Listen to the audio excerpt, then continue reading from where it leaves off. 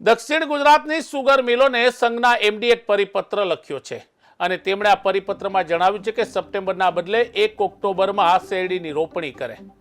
સાયણ સુગરમાં શેરડી રોપણીને લઈને આની પહેલા પણ ભારે વિવાદ થયો હતો। ઓક્ટોબરથી શેરડી રોપણી કરવાનો પરિપત્ર મળતા ખેડૂતોમાં ખુશી જોવા મળી છે, તો ખેડૂત નેતા જયેશ પટેલે પણ ઓક્ટોબરમાં શેરડી રોપણી થાય તેવી માંગ કરી હતી। દક્ષિણ ગુજરાતનો મુખ્ય પાક શેરડી છે અને સહકારી પ્રવૃત્તિના કારખાનાઓને કારણે ખાસ કરીને દક્ષિણ ગુજરાતનો ખેડૂત શેરડીની ખેતીને મજબૂત થયો છે।